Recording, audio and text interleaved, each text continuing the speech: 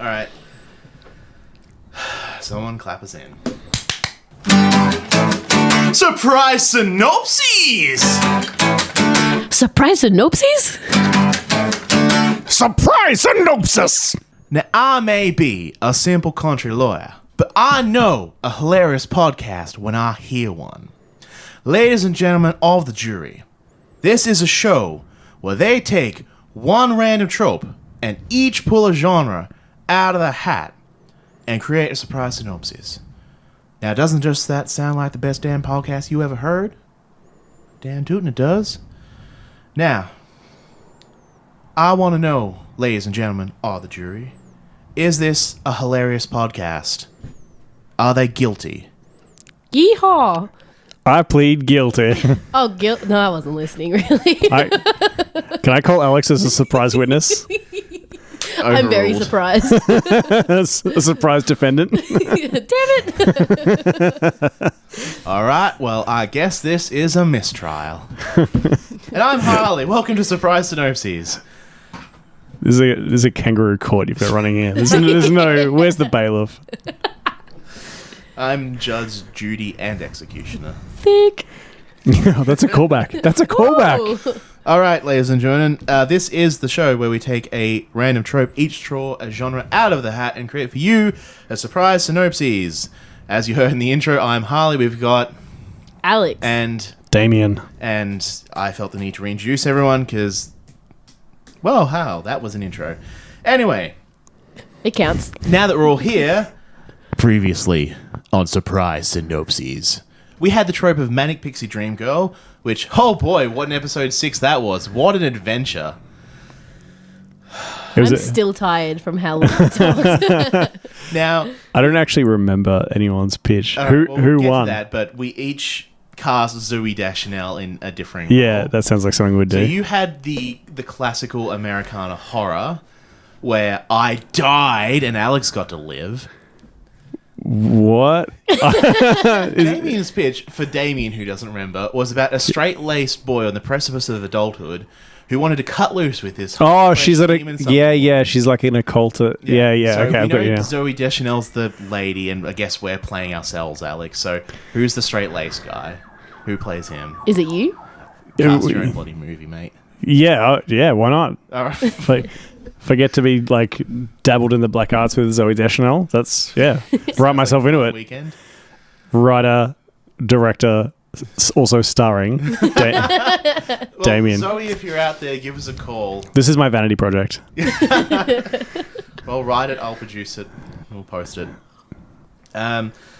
Alex, you had the shocking drama of a hilarious meet cute, followed by a school shooting. So, Zooey Deschanel's obviously playing the Manic Pixie Dream Girl, so who's playing the guy who has to live on with her joie de vivre, or whatever it's called? Don't also say Damien, that's cheating. Maybe like Don't say Rupert Grint. Dave Franco. Sure. He perpetually looks college age, doesn't Yeah, he? exactly. I want to be like Zooey Deschanel's like like mid-30s, and she's like, I'm back at college. Yeah, she can play younger. Yeah. We'll really conceal under our eyes, so the bags of life don't really. You know, if you said in Australia, you could just pick anyone at any age and be like, yeah, they're going back to uni. That's like a done thing. That's the thing that happens. Yeah. Is that not a thing in America? It's like if you don't go, you don't go. I don't see mature age students at college in college films. Maybe they're just not represented. Yeah, It's ageist. I mean, like everyone's like at least 30 that plays the 18-year-old anyway. Yeah, that's true. Yeah, America's really bad like that. Anyway, I had the hilariously awesome action adventure where Zooey Deschanel plays against type and plays the lead actress instead of the Manic Pixie Dream Girl. So I challenge you, my fellow country lawyers, to name who can play the Manic Pixie Dream Girl opposite Zooey Deschanel. Her sister, who is also a Deschanel, who's in Bones, Emily Deschanel. Emily Deschanel. Gonna get weird implying, since those characters have implied romantic interest. They're not, no, but they're not sisters in the show. They're sisters in real life, and they're playing lovers on your show. There's nothing weird about that, Harley. That's like, there's no... Alex is giving me... Alex is giving you. For the first time ever, I'm with Harley. Wow. Alex gave me a look of like bewilderment and also judgment. Bewilderment. They're professionals. You don't think that'd be... Surely that happens all the time. I cannot think of No. any time that's happened. Because it's so not weird. It's just like, it runs right off the brain. Because you're like, yeah. Siblings playing lovers? No? I have some notes. Okay. It's no. All right. Look, I'm not married to it. I can live without it. I'm just... What's that chick that always plays against Ryan Reynolds? And she has Emma like... Stone. Yeah, Emma Stone. Yep, sold. Yes. Love Emma Stone. She's great. Emma Stone is great. Yeah. So great, she can make Ryan Gosling good. That's who she plays against, not Ryan Reynolds. Ryan Reynolds is Deadpool. Although Harley got it anyway. Good on you, Harley. Shit, I didn't even realize you said Ryan Oh my Reynolds. god, that's a spook. Oh my god.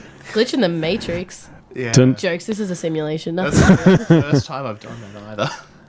Wow. Okay, let's hurry past that incident. So, and the trope is... Wait. Before we do that, Whoa, hold the presses. I have a very aggressive requirement to do a shout out to Nathan because he +1'd me to the party where I met you guys at, and he's very upset that I haven't already shouted him Oh, out. well, that's 'Cause he's fair like, enough then. I made this happen, and I was like, I'll shout you out. So Nathan, thanks for +1ing me, even though it was really hot. It was still a good time, even though you passed out and I had to sort of carry you home. Yeah, he I did. had a great time. Yeah, it was like when he was like, it was like I don't know, 1 o'clock in the morning. He was just asleep on the carpet. Yeah, he crashed hard, didn't he? Yeah, Nathan, you are our spiritual father. We will call you Pappy. yeah, I was just going Pablo. to say top bloke, but yeah. MVP Nathan, shout out. Pappy. press F, pay respects to Nathan on that night. All right, are we ready for a trope? And the No, you trope pick it out. is... I hold you pick. Drum roll, drum roll, drum roll, drum roll, drum roll. The trope is... Oh, speaking of that party, it's body swap. Oh, the original trope. This is the OG Episode surprise 0. synopsis. So- This is a surprise. We've briefly mentioned it before, but at the party where we all met and discussed this idea, we were doing body swap episodes. Alex had a sweet and noir investigation-y thing, and Damien, you had some sort of face-offy thing. Thriller. It was a thriller thing. Yeah. If I pull thriller, I'm just repitching that same episode, Same. and you can't Well- stop me. Or if I get detective, I'm pitching Alex's. Yeah, with the, 'cause Yeah, like pitch the, Alex's, hers was really the good. pregnant lady murderer, and his wife was pregnant. Then he turns. No, into no a spoilers. I pregnant murderer. want to be able to use it. Spoilers. I'm really impressed that people are So- gonna think that was set up that I like mentioned the party and then So- pulled out body swap. Body Swap immediately. has an interesting history. It's mostly popular from the Freaky Friday series of films. with It's Lindsay had a- Lohan. Well, one of them was with Lindsay Lohan. I'll take it. That wasn't the original, Yeah, right, but she right. was in one, yes. Yeah, and then Face Off decided to do like a slightly sci-fi, like Yeah. cop, like cat and mousey Nicolas type. Cage up to 11. I love that movie so much. Face Off. So let's talk about Face Off. It's such a good movie. Nicolas Just Cage hard disagree. Hard opens disagree. The movie with dual-wielding golden desert eagles. What an image. I was saying this when we all met, but my problem with Face Off is that it takes like basically an hour worth of film Yeah. to carefully explain to its audience why it's body swapping. Yeah. And where it could very easily just be like, oh no, they both got hit by lightning or whatever. Like you could just hand wave it so quickly. And sure, it wouldn't be as justified, but you'd save an hour. Think of all the Nicolas Cage weirdness you could pack into that extra hour. There's a lot of Nicolas Cage weirdness in that first hour. I've never heard of it. So Body Swap also has a history in the horror genre, but that's not something I'm well versed in. What about that weird dude who does all those weird movies? This isn't very helpful, but he like does it. He switches with a girl, and he was like some like weird druggo guy, and then he switches, and he's like, Like being John Malkovich. no, he was like kind of famous. Like he's like, and it's always like blah blah blah as or like in, like his name's always like in the. Oh, wait, you know which TV show had body swap as its whole theme? Cool, Sorry, cool, Alex, cool, I'll come back to you.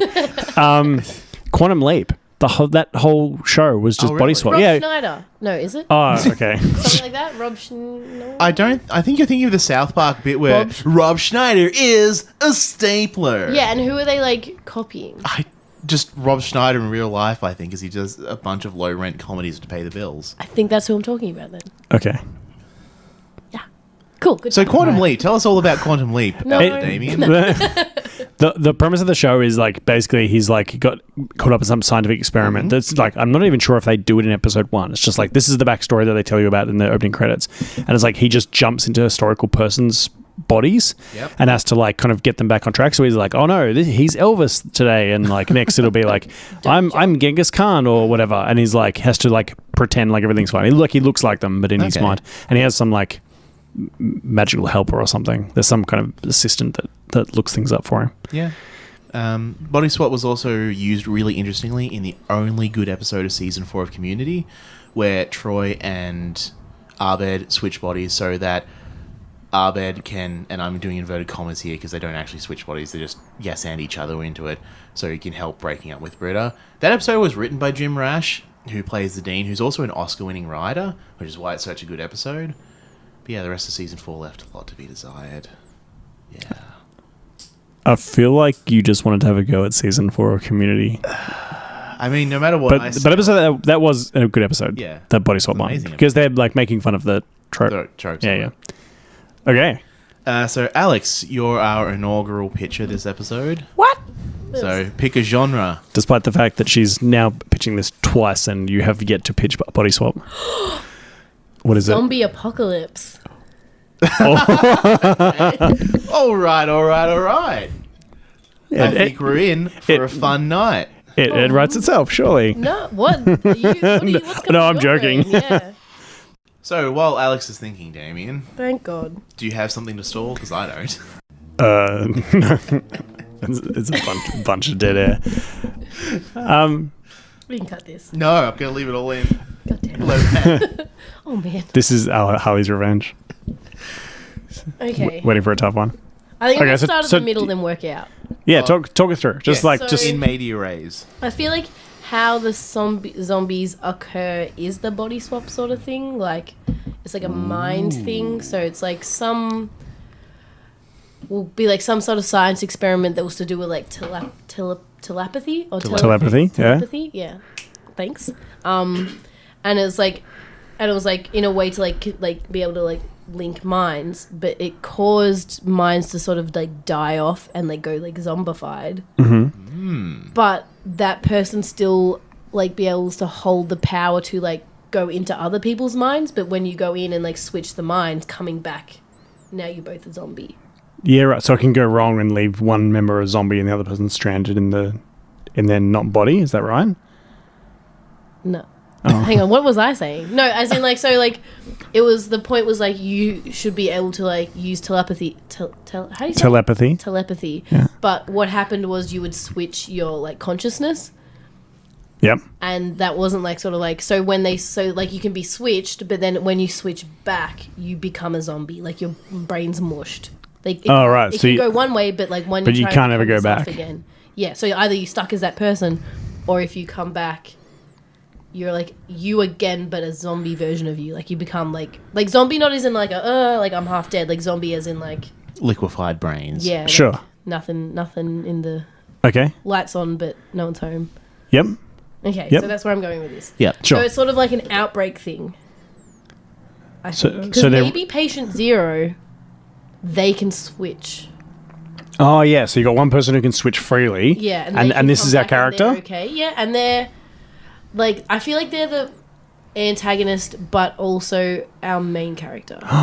You know, it'd be kind of So weird. they're Like, you're following the bad guy and you dislike them and everything they're doing. You're like, oh, this is bad, but you're seeing it from their eyes. if he could just switch bodies with anyone he likes, if he gets like bitten or trapped or whatever, he like needs to lure someone that's fairly close and then Yeah. swap with them, and then he it's just like becomes follows. them. Yeah. That's So dope. he's like leaving this trail of like victims as he as he tries to escape and. Because I think it should start off like in like a science, like you don't know where he's come from, but you can tell he's just like a person. Like maybe he was from the military and they've like taken him to do this experiment on Yep. because of blood, whatever Yeah. reason. And so like they're doing it on, and a little bit of like Deadpool, how he like escapes. So he like breaks the thing and then like, yeah, so he's like going and he's like switching with these people and like switching back quickly to zombify them because he like realized, because he was like doing it to other people and they're like, why can this guy switch back and he's fine, but everyone else goes zombified. So he like eventually like breaks out and he's like switching with these people to get out and like leaving this sort of like thing, and then like everyone's chasing. Oh, maybe he can be good, and like he is like. He's like the guy just trying to get away, but like he has to use his. Yeah. Just trying to survive. So it's like a terrible power, but like if he wants to live, he has to keep using it because his situation's very dire. The whole government. So I guess like it's that's not grim. apocalypse in the sense of like everyone's getting taken over, but like it's getting bigger and bigger, and like maybe the zombies are. Okay, so we're like in the early stages of it. Yeah, like because he doesn't want to keep doing it, but maybe once the zombies become it, they can also do it to other people. That's a really interesting mechanic because then he'd be like, oh man, this person's just come to help me, but like all my bones are broken and I've been bitten, so like there's nothing for it but for me to like, sorry buddy, but I'm gonna need that body. Like he's just commandeering people. Yeah, because I guess as well, because like at one point he could like switch over into another soldier because like it's the government sort of going after him to catch him again because like this is like Area 51 shit. And like we have to get him back, so he like switches and they like take him back, and he's like, no, like I'm me, like he's him, he's in that body. So they're like trying to, and then so they like call it in, and he's like sitting there like trying to be a soldier, and so he has to like zombify all of them to get out. Oh, and he has to like bluff occasionally and like pretend like he's actually the right person to get through security. Yeah, but, like, yeah. I feel like like it just gets caught out. And so he's like, there's already like thousands of zombies, and he's trying not to do it, but he also like he wants to get back to his family because he's got little kids and a wife. So we got stakes. Like, yeah, exactly. Yeah. He's like he's just trying to get back to his life because they just like pulled him off the ranks and like put him in a science thing. And I reckon that's so yeah. So and then how do we? I guess that's the storyline. It starts there, and it's like watching the carnage. Yeah, and him sort of. What's the one where he turns into an alien? It's like Area 47 or something. District 9. District 9, yeah, a little bit District 90, I think. So does he eventually just like become the monster, and he's like he goes from innocent bystander. Like, for some reason. Yeah, but does he become just like a cold-faced killer? Like he's so like kind of dead inside to the process of stealing other people's bodies. Doing it over and over. Does he become a villain, or does he get back to his family I guess maybe. He doesn't quite have control of it. It'll randomly happen. Oh, like, he can't like he can do it. Like he could be like, oh, I'm going to switch. He can focus. But he also might accidentally switch. So he's like, I can't go back to my family because I'll zombify them. So within that, he sort of gets angry and more. Oh man! Well, and then he gets more calculated. He can go back to his family, but he'll be in a different body, so they won't recognize him. Yeah, that too. But also, weird. He's scared that he might actually. And what if he's got like a young child, like single child that he's got, his wife's not there, and he gets inside of like a really bad predicament, and he's like, oh no, I've been crushed by this elevator shaft or whatever, and the only way out for me is to like body swap with my young child, and he's like, do I like.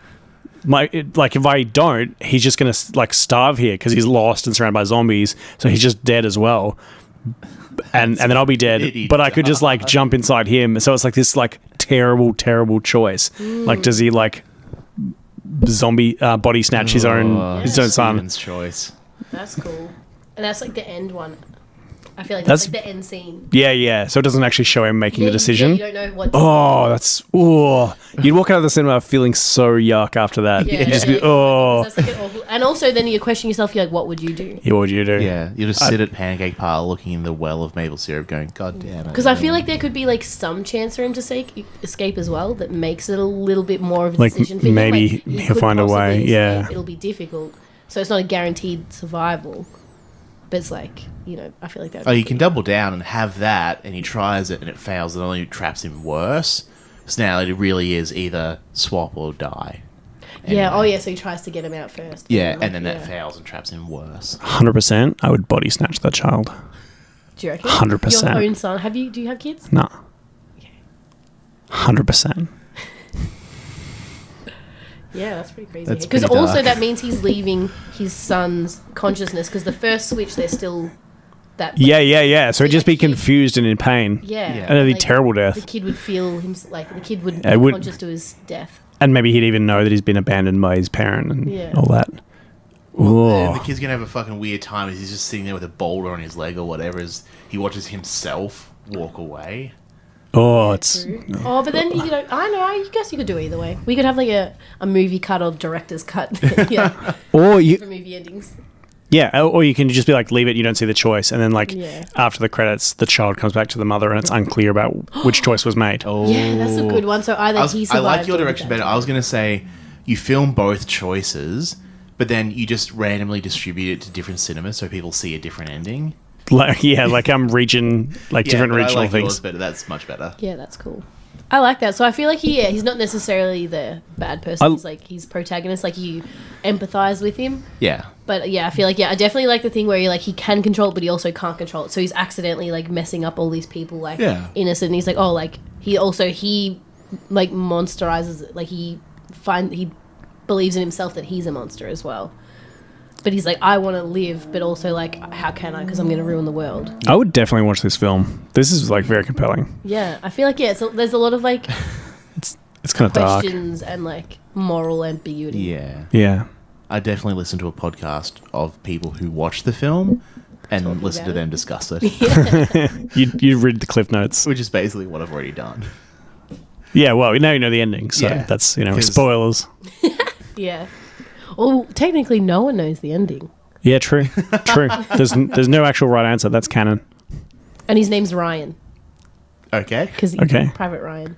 Oh. I just feel like that's super army-ish. Ryan's a pretty army name. Yeah, army's such a Ryan name. Brian. Take two and action. Ryan is such an army name. Nailed it. Action. That's cut. Great job, everyone. Yay! I won't clap because we'll do a cutty, but I am very happy with myself. When I saw that, I was like, Private Ryan, that was his last name, right? Shh. Like his Private Ryan. I'll smash you. Private last name. Do you want to fight in the car park? We'll go. 8 rounds bare knuckle. That was a great pitch, Alex. Thanks. It's your turn, Damien. Oh, is it? Very well. Yeah, I'm super Is this happy the with that. trope? No, that's the genre hat. Yes, that's what I need. Oh, yeah. Very well. Here we come. One with the We pirates. are body genre swapping. is- Body swapping in a. It's so good. It's so good, guys.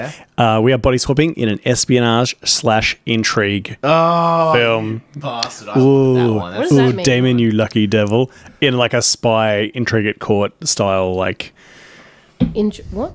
Spy intrigue, espionage. what? So like good spies, like top-notch spies. I'm lost. Like spies, but also dealing with the implications of what the spies are doing and the information they uncover. So kind of like Jason Bourne, where Jason Bourne's doing Jason Bourne things, but there was also a larger plot. So Or like like the intel to it as well. Yeah, yeah. Not just the actual spying. yeah, so like Zero Dark 30 or Clear and Present Danger or Some of All Fears. Yeah, I've seen all those 3 movies. Oh, good. Well, Yeah. I've also heard those names before too. Oh, just the entire run of The Americans, the greatest television show that nobody watched. Same. I'm fucking ride or die on The Americans. I know you're giving me a blank face, Damien, but The Americans, it's the greatest. Kerry Russell, Matthew Reese, just drown them in Oscars or TV Oscars. okay, so my pitch. So it's intrigue and espionage, and it's a body swap. So my body swap is going to be not a magical or style body swap. It's actually going to be like a makeup and prosthetic and a training kind of body swap. Does that count? Are you allowing it? I'll allow it. As a simple country lawyer, I'll allow it. So on the fence. so what's going to happen here is this takes place at the height of the Cuban Missile Crisis. Ah, okay. When was that? Stop bringing in Cuba and I don't know them. This is my first one in Cuba. What was the other I one? swear, Argentina. Oh, flipping hell. Please. I can't help it. The Spanish-speaking world is just intriguing to you. it's so intriguing. So we're in Kennedy's America, right? What's the Cuban Missile Crisis? Genuinely asking. Previously on World History. So the Cuban Missile Crisis was a point during the Cold War when tensions between the USSR and the USA were really high, and the USSR wanted to put missiles on Cuba, which is a state really friendly with the USSR but really close to America. So it's not a place you want and you're not Soviet allowed to missiles. buy cigars from it. Yes. So basically, they wanted to put nuclear missiles really close to America. Yeah. And America was like, please do not do that. Yeah. And they're like, well, we're gonna. And they're like, well, what if we sink the ships on the way to the island? How about that? And they're like, if you sink our ships, that'll be like war, man. And they're like, well, turn back and we won't even have to sink your ships. And it was like pretty bad news. And then eventually the Soviets turned back their ships because, we're playing for keepsies. So they lost chicken. They lost chicken. Bork. Okay. But it was real bad news. Okay, so we're kind of that's our Backdrop. And Fidel Castro is in charge of Cuba. Yep. And it's an actual true fact in the true world that Fidel Castro holds the record for the most assassination attempts against him that he survived. Yeah. And part of the reason for that is because he's got lots of body doubles, okay? And this is where our body swap comes into it. So what's happened is the CIA has like flipped one of Fidel Castro's body doubles. Oh, shit. Okay. Flipped him. They've promised him like, American steaks and all the gas guzzling cars he can drive. So this character like looks like Fidel Castro, and he occasionally gets the job to like, take the place of Fidel Castro, and therefore has like inside knowledge and whatever. And they're like, look, what we're going to do is like, we want to assassinate Fidel Castro, but we know that if it happens, they're just going to replace him with his brother, and it's not going to solve anything, and it might lead to war and whatever. So what we're going to do is like assassinate Fidel Castro in super secret, and then while he's on shift with you, and then you rock up at the place he's meant to be, and be like, it's me, Fidel Castro, that guy I am, and you lead the country, and you're basically just our puppet, and then like you kind of wind down the state and make some and turn the whole place friendly to America, and then we'll just like, we'll slip you away one night, and then you'll be living anonymously in America and have all the wealth you ever want.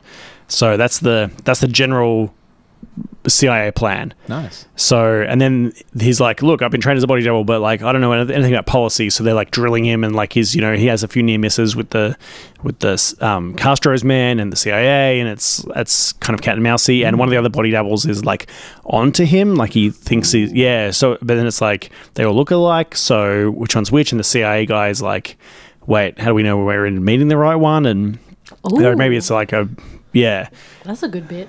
Yeah. So the espionage intrigue thing is like this plot kind of ramps up, and it's almost go time, and then his major contact is like he rocks up at the hotel for his final briefing, and he's been garroted by a garrote wire, like someone's got a little thin wire and choked him, and he's dead. And he's like, oh my god, is this like the CIA has like cancelled this plan and they've executed this contact, or is like the Soviets done this, or like what's going on? Is the plan still go ahead? So he has to kind of like improvise and adapt and go through it. And the assassination gets botched, but then he like at the last minute kind of like fixes the evidence, and like all the things he's done about like the body double who was suspicious of him. He's gone to these great lengths and gathered all this evidence, whatever, and then he kind of does this speech where he's like turns it around on him, and he's like, "Look, this is the guy that was plotting with the CIA, and like, and he killed him, and like, like there's footage of him leaving this estate because he knows that he was too careful to leave footage, but like this other guy maybe wasn't, and they've got photos and whatever, so he like implicates this other guy, and then he gets away, and then he like goes and lives in America anyway, even though the hit didn't go through because he did his part." But it's real cat and mousey. So there's real Castro, and then the fake turncoat one, and then the loyalist one, and the CIA, and it's all like they're talking to each other, and it's like a whole chessboard of intermoving pieces and intrigue. Yeah, so it's not entirely actiony. It's mostly kind of like cloak and dagger and meeting in empty car parks and like and then there's like maybe one sequence where there's a sniper and a car chase and whatever to kind of like. Tie bow and the whole thing, and get the pulses going, and then he gets away.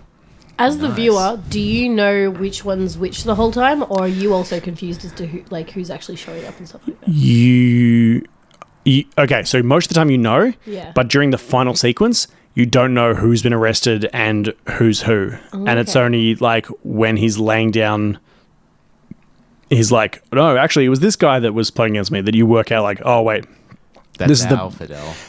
Our Fidel's doing this and this other guy's on trial kind of thing. Oh, there might even be like that classic moment where they're like wrestling in a pond and they're like, I'm the real one, shoot him. No. Like, I'm the real Fidel like maybe they see one of the CIA contacts or whatever, or the guards rock up and they're like, no, do that business. Yeah. A moment of levity amongst the terse political thriller. And the in the kind of opening sequence when it's describing it, it's like the little keyboard typing is like Fidel Castro, blah blah blah, during the height of the missile crisis. Like this is a story that like was expunged from history. Like, however, this is based on true events. Blah blah blah. Like we can't be sure this didn't happen this way. Based on true events, quotation marks. Yeah, he did exist. Did exist. Quite a lengthy existence too. Yeah, you guys are right. Anyway, that's my body swap espionage intrigue. Nice. So also, you just need to hire one actor, like really saves on overheads. Yeah, one person to play 3 or 4 different Fidels, and then that's half your cast. You They could do it with Lindsay Lohan. They could do it with this. You could call it Fidelity because it's like Fidel Castro, and like Fidelity is like the like quality of a reproduction, but also loyalty. I was going to say infidelity. Infidelity. Sides. Yeah, infidelity is better. Okay. Yeah, that's a clever name. I like it. Thanks, Harley. All right, good. That's my pitch. Done. Nice. Easy. See how easy this is? Well, Now it's I'll Harley's see turn. how easy it is. All right. It's my turn. Body swap me, Harley. Oh, man. Step into my machine, Damien. We should have all introduced each other at the start to get a real body swap vibe going on. Oh, well, we didn't know. Oh, wow. Don't play with the microphones, Harley. Don't talk back, Alex. You're impersonating each other, but you used the right names. Well, we already did the body swap bit for when I do a good. Idiots. You're a nonger. What you get? I got anime. Yeah, you did. Okay. Okay, how lewd is this getting? Straight off the bat. I'm gonna keep it pretty. I'm gonna keep it knee-length skirt. Okay. What? Then you're just doing it wrong. I feel like if I get bogged down in those sort of specificities, You'll be arrested. specificities of I can't even fucking talk now. Specificities? Thank you of anime. Then I'm not really giving you a surprise synopsis. I'm just ticking anime boxes. Yeah, that's fair. Which I'm actually glad you got this one. I don't know anime from a. I've watched a bit of anime. My favorite anime is Code Geass, and it includes fan service and fighting robots. So it's anime as fuck. Don't they? Yeah. It's great. They all have that, don't they? Yep. So anime. What about and- Pokemon? Yeah, That has giant robots in an episode. That's an anime. Your Team Rocket have giant episodes all the time. Giant robots all the time. Yeah. That is an anime. It's a Japanese cartoon. And my favorite and Misty has a short skirt, I guess. She They're wears shorts. jean shorts. Check yourself. Oh, they are Will you wreck jeans. yourself, Damien? Because you just did. Because you got Misty's stuff wrong. You just got mystified. Ooh, shit. Although, you know what? Glad to be wrong. I'm glad to be here. It's just friendship. It's fine. It's not about win or lose. Anime. Anime. All right, I'm almost there. All right. So it takes place in the future of 2252. And Japan's Imperial Space Navy has just light jumped to the third star galaxy from here. Yep. And they're setting up the first colony, but they've run into a hostile alien species. Oh. So, like any good anime, they've deployed the fighting robots. Yep. So the fighting robots are fighting on the surface of this new Galaxar planet. That's what we call it, Galaxar. Against, Godzilla-sized monsters. So it's a real kaiju-y sort of thing. That's not strictly anime, but it's kind of on board. And we follow the two main pilots of the two biggest, baddest, bitchinest robots as they're just kicking ass, taking names, and destroying Galaxarians. Except one of the Galaxarians, with their dying breath, switches them. Oh. Yeah. So they've got powers, or this is kind of alien technology. Yeah. Well, I was thinking they've got like brain powers. Sure. So It's hang like- on, did the two pilots switch, or did one of the pilots switch with the alien? No, the two pilots switched minds. With each other. Yes, they're body swapped. Oh. Oh. Yeah. So they get. Oh, I thought he was going to go into the alien mind. Nah, fuck that. We're going this way, buddy. Okay. Let's find out together where it goes. 'Cause I'm not sure. So they get back to the ship and they go for debriefings, and they're like, "Oh, we killed a lot of Galaxarians," and the general's like, "Yeah, now you, protagonist 1, the general wants to see you. The super space general wants to see you. Protagonist 2, good work. Hit the showers." And so they're walking the hallway together, and protagonist 2 is wearing a knee-length skirt, but, the camera's looking up because this is anime and I want to hit the notes.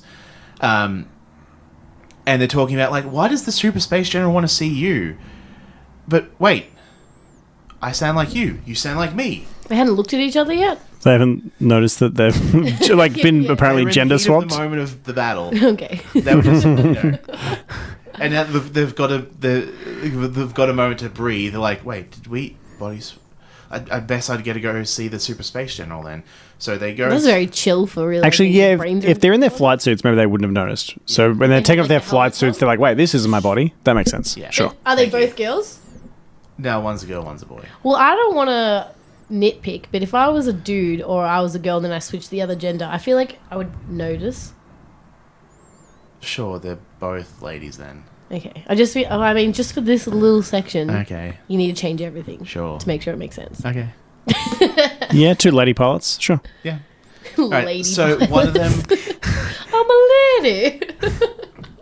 goes to see the Super Space General. It's anime. They probably are ladies. They're all ladies. There's only women left. All the men died out. That sounds like something men would do. We're kind of shit, really. That's canon now. They just ghosted so hard they actually ghosted. They're gone. Yes. Men left women on scene on Facebook, and that's the last that was ever heard of them. That's why they're on Galaxion. See if they can find the men. Anyway, so protagonist 1 goes to see the Super Space General, and the Super Space General's like, good work killing those damn Galaxarians down there. We'll win the war. And she's like, good, thanks, sir. I'm doing my best super robot fighting that I can. And then he throws down a manila folder on the desk, and it's photos of protagonist 2 in their flight suit, but out of their robot, having a secret meeting with some of the Galaxarians. Except because the body swapped, this is protagonist 2's mind in protagonist 1's body, looking at the photos, going, oh shit, they're onto me. But this is a real penny drop moment. yeah. Ooh. Yeah. So, like, we think protagonist 2 is selling out Japan to the Galaxarians. So you need to investigate your partner and find out what's going on. And the person's like, yes, sir, no, sir, 3 bags full, Super Space General, I'll get right on that. And they quickly scurry up the middle of the folder and scurry off, and they start reading the dossier and being like, shit, how much do they know? How much do they know? When they bump into their friend, protagonist 2, and they're also carrying a manila folder, so all the files go everywhere, and they're both on the ground just like pushing their folders back together, but they mix up some of the files. Oh. Oh. But then... Oh, man, this got messy real quick. Yeah, I know. But then the space alarm goes, there's more Galaxarians pushing on the bridge. So they have to quickly stow their things and just like, look, we'll deal with this body swap thing later. We got to get out there. And then they get out there, and there's a great anime fighting sequence, lots of, you know, lasers and robots and shit. And in the heat of the moment, when they think they've got a chance, protagonist 1 trips up protagonist 2's robot, like they shoot an EMP at it or something and it fritzes, and the Galaxarians just swarm them and consume their consciousness, and they're dead. And then they... So she killed her own body. Yes, but the other was mine, because she thinks she's gotten away with helping the Galaxarians now. Oh, so she is a traitor. Yes, absolutely. Ooh. Oh. What a bitch. Never trusted protagonist 2. Yeah. She got shit haircut. So then she has to go back and convince everyone that it was, you know, an accident, or like that it was the Galaxarians playing mind tricks with them, and has to try and fight her way out of it. But she's still working for the Galaxarians. Yes. But so if she shot... Her friend. Yeah, but if they're telling her, like, you need to, like, finish this, why didn't you just say, like, I did it? Well, because, like, they were pretty sure she was working for the Galaxarians, but they also didn't know how much they'd told them. So they're sort of more like a confirm she is, and, like, what secrets has she leaked. Yeah. Not just blow up. Yeah.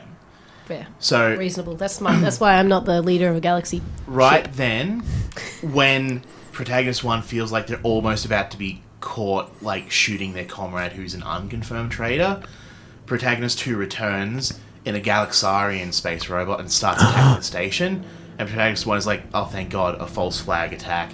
This has, like, saved my bacon right now. Those good on them Galaxarians really saved me this time. Except protagonist 2, and in her dying moments, quotation marks, figures out what's going on. We have a sweet anime flashback with those anime lines and stuff, and she realizes what she does, and she's so pissed off that because the Galaxarians are built like psionic mind powers, her consciousness overwhelmed some of the Galaxarians, and she's able to take control of their body. That's right, bitches! Double body swap! I did it! Oh, shit.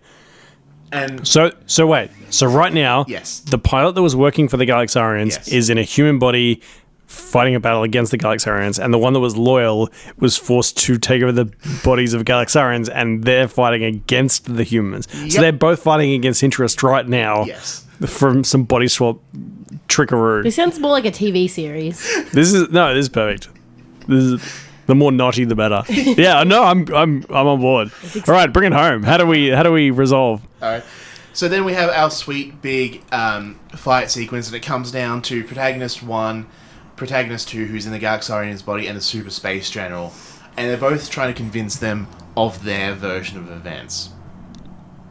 And this is as, like, the Imperial Navy's fighting the Galaxarians in the background. Like, this battle's coming to a crescendo. And then Protagonist 1 doesn't see any other way out, so they draw a gun. But then the other two draw guns, so that it's a full Mexican standoff, all the, like, really visual metaphor, this battle's deciding the larger war behind them. And so Protagonist 1 is like, you know I love you, so I can't kill you, but I really need this to work out for me. So they shoot the Super Space General, because they're like, I'll just tell me you did it, dang traitor. And the Protagonist 2 is like, wish you hadn't done that, but saving my own life wasn't the only mind trick I learned, and she forces them to switch bodies again. But now Protagonist 1 is back in her own body, and she's got a gun again, so she shoots the traitor protagonist with the gun. Who's Could she? Marion? What, she just shot it at Space Admiral, right? So couldn't she put the protagonist in the body of the Space Admiral and gets hit by her own missiles?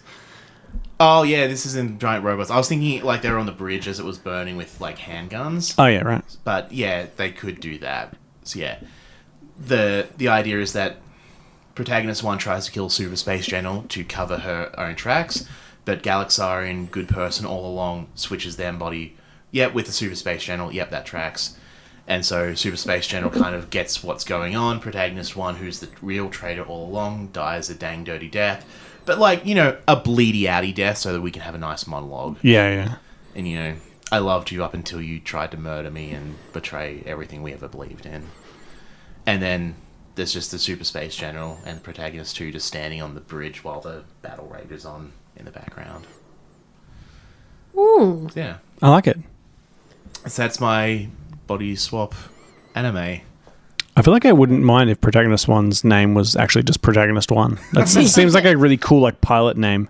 Yeah. Protagonist 1. Maybe not Protagonist 2 for the other one though. Yeah. Protag okay. 1 to the bridge. Protag 1. Yeah. Oh, I just call them Protags. This is really writes itself now, doesn't it? That's a really like anime thing, and like in the lore, they're called like they're protagonists. Because they're the main characters of Japan's Navy. Because like the Navy has like a lot of just dudes with shooters and turrets and stuff, but they only have a few giant robots. Yeah. So they're the heroes of the battle. So Yes, they're protags. Yeah, that's cool. Nice. And it'd be like primary response tactical armored group. Yeah. Yep. 1 and 2. Yeah, so that's my anime body swap with I surprised myself with 2 body swaps there.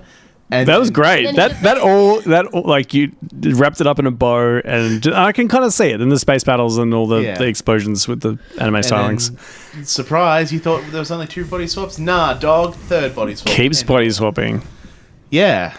Yeah, I could see that being an anime because they don't often make very much sense. So on a scale of how many body swappings we put in our things, I had 1, Harley had 3, and Alex had All. potentially dozens. Yeah, I could have had like millions. Oh shit. Just never Depends gets how long the movie goes. never gets tired. Depends how like meet people is like bang Yeah. like zombies like oh Because there is a version of your story where they body swap with everyone, so it's just them and their son, and then they get trapped, and they're like, do I do the last body swap to save myself? Yours is real dark. Like, I'm not making this better. Yours Yeah. is so dark, Alex. I'm an angry lady. she said calmly. Yeah, jeez. Got some dark, deep shit real deep down. All right. Like skin deep down. It's kind of a grim place to end it. Do we have any other closing statements from the council? What? No, aren't we the jury? Because you're the judge. Look, no, I'm a simple country lawyer. Oh. I find Harley guilty on 3 counts of body theft. Well, shit. As my last statement before I get carted off to space jail. I would redact your license to practice law. Oh. You're no longer a country lawyer. No, but being a simple country lawyer is all I have. Well, now you're a complex nobody. The Oh, world is man. grey, and it's only getting greyer by the day. There are shades of black and white in this new world, where I'm a complex nobody. My name, not important. But what is important is the fact that you need to like, share, and subscribe to Surprise Synopses, so we can keep being complex nobodies in a morally grey world. Feel free to check out Alex Gabbett's Case Notes, a podcast also about kind of a morally ambiguous world, a little bit, but, you know, he's a detective. He kind of sorts everything out. That's the hope, at least. You could also visit waterfallstories.com for this and more good stuff. And I was a simple country lawyer. Now, I'm a complex nobody in a complex world. The end. Is that the outro bit at the very end? Sure.